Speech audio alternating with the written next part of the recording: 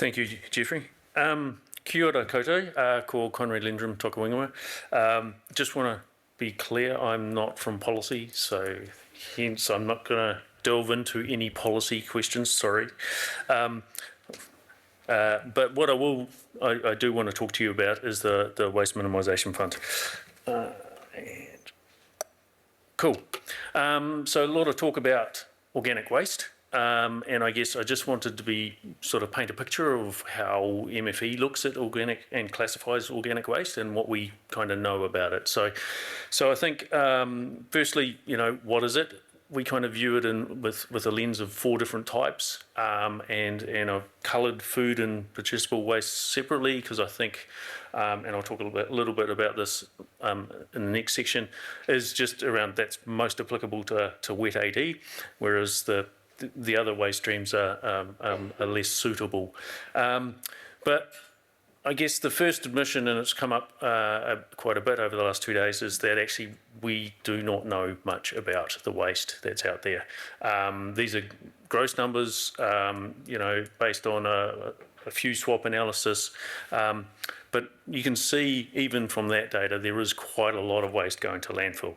1.5 million tonnes. We've got some detail around what that is, how much of that is organics, how much of it is non-organic, but actually how reliable that data is a bit sketchy, particularly on a regional basis, hence why I haven't broken it down here. But where is that waste going? Again, our focus is on landfill, waste to landfill, and I'll talk more about that. And hence, it's going to 40 Class 1 landfills around the country and another 16 Class 2s.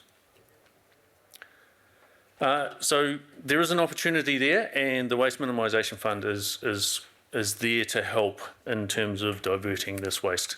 The waste WMF's been around since 2010. Over that time, we've invested about 140 million in a range of projects. At the moment, while the waste levy has gone up, the government has set a quantum of funding for the WMF of $30 million a year, with other levy funding going to other activities.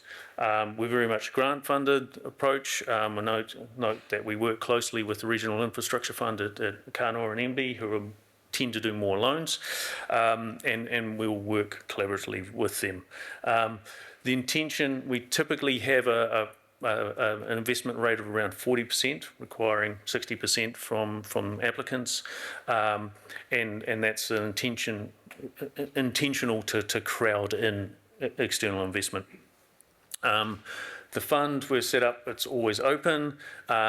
We've tried to make it as easy as possible, bearing in mind it is a government process.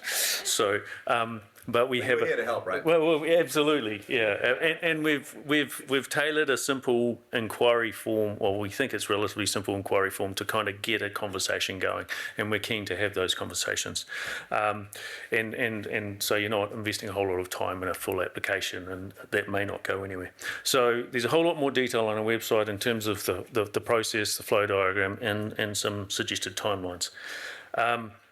In terms of our focus area, as I've mentioned already, very much on diverting organic waste from landfill. The rationale for that is it's very much linked to the government's emissions reduction plan.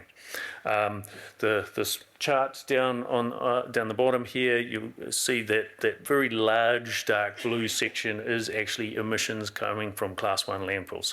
Hence, that's what we're trying to shift. So what we're funding, we're looking to fund facilities that sort waste, separate it out, and then process that into added value products.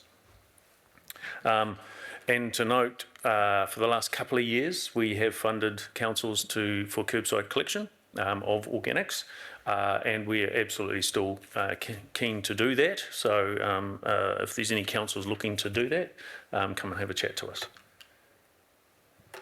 Then in terms of solutions, so here I guess there's a bit of context. So there are multiple solutions for that food waste, whether it's stock food, whether it's insect bioconversion, black soldier fly, whether it's composting, or whether it's AD. And then there's wet AD, and there's potentially dry AD. So the ministry's approach at the moment is that we're technology agnostic, and it's really down to the applicant to evaluate what technology best suits them and the waste streams that they're dealing with.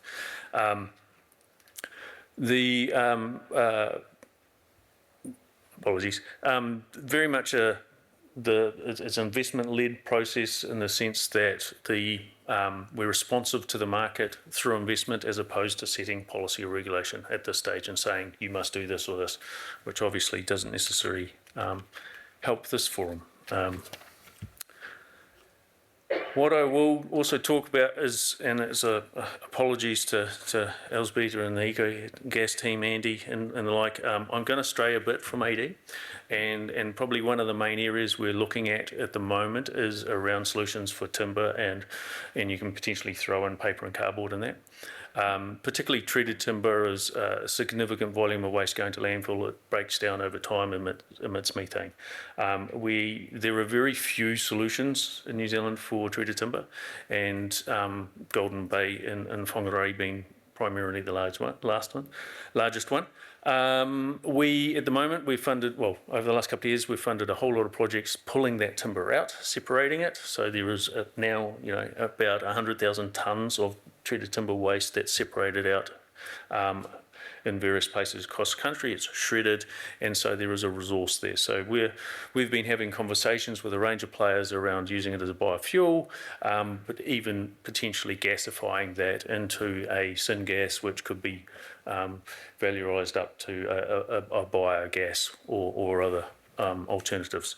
So very much an opportunity there, and keen to talk to people if there's interest. And that's kind of where I kind of want to summarise things up. There is an opportunity in and around the waste. We've obviously got a whole lot of information gaps, so we're equally interested in the work ECA's doing, and we'll support that as much as we can. We always encourage, when we do collect information, it's often commercially sensitive with applicants around waste streams and what they learn. If I stray into the policy space, we are trying to improve and put in regulations to require data reporting, but it is still very difficult, and most of it from the waste sector is held very, very tightly. And so that is a big challenge to overcome. Again, just summarising, focused on waste diversion from landfill. When we're working with applicants, that's kind of a key output we're after, but there's also that broader emissions reduction piece, and increasingly the impact from a cost of living and economic development. So certainly working with applicants to kind of maximise the number of the government priority boxes to tick in each application. So again, when you're considering projects, consider those. Cool. Thank you for your time. Brilliant. Thanks, Conrad. Don't go away.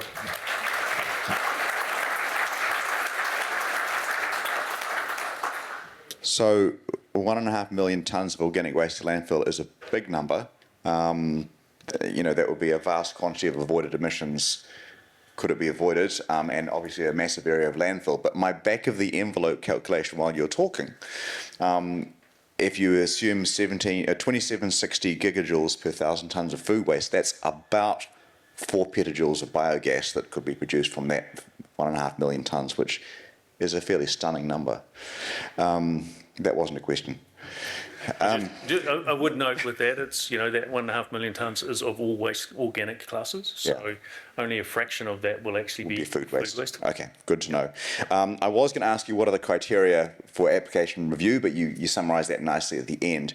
But one question I do have, across that $30 million per year, can you give us a sense of the scale? How many grants typically are made within, or do you expect to make for that 30 million, and how big are they? Is it a few big ones and lots of smaller? What's the distribution? Yeah, good question. It's very much a mix, and it varies a little bit from year to year. I mean, I think our typical grant size on average is probably in that $1 to $2 million mark. Yep. What I would say is that in terms of the level of oversight and interrogation of projects, it increases obviously as the dollar value goes up. And an example of that is that projects over $1 million go to the minister for approval. So below that, the ministry can make the call. If it's over $10 million, then the minister needs to consult with other ministers, and that is when those other government priorities come into play, and potentially are really. And we've had one or two examples of this where it's a project has stacked up really well from a waste emissions kind of energy picture, but other government priorities have come in and it's not progressed. So it's important as you increase that value that you start ticking as many of the government priorities as possible. And so then, and how does that also play in with other available government funds like Regional Growth Fund or whatever it happens to be called on the day? Is that a positive or a negative, or is it neutral? It varies. I don't think it's ever a negative, but I think whether it's neutral or positive, we're still learning how best to work with Kānoa on that, around potential whole of government approach. Do you do a mix of grant and loan, or do you do just a loan or just a grant, and when would you do that? Yep. And so we've got a couple of examples, live projects at the moment where we're having those conversations, but very much keen to work with the applicants around that and how we deal with it. Equally, at the moment, we still have separate processes, and you've got to kind of make separate applications. There is a hope, we have a collective hope that we can actually make that more streamlined, but there's a bit of work to be done. Sure. And I think probably final question here, it sounds like the Waste Minimisation Fund would not provide any funding for farm waste biogas projects that would otherwise have been land spread or used as animal feed. Is that correct? Yeah, that's correct, unfortunately. At the moment, again, partly because agriculture is outside of the ETS, and there's the focus on emissions. Can you fix that? Sorry? Can you fix that? Yeah, no. Sorry, not policy, I forgot. I wish, not by absolutely. Personal view or... and our focus is very much on those emissions from landfill. So the other thing is that in terms of the waste levy, it's collected from waste going to landfill. And so there's very much an expectation that the projects we fund linked to that. Sure. Okay, that's great. Actually, I should also, what I will say with that is that if we're funding a project and picking numbers out of the air, 60% of the waste is being diverted from landfill, but there's another 40% or something that's coming from agricultural, more than happy to do that. In terms of our assessment process, we'll focus on the diversion from landfill, but equally happy to build additional scale to get that additional benefit. So get creative and come and talk to you. Absolutely. Awesome. Thank you very much. Cheers.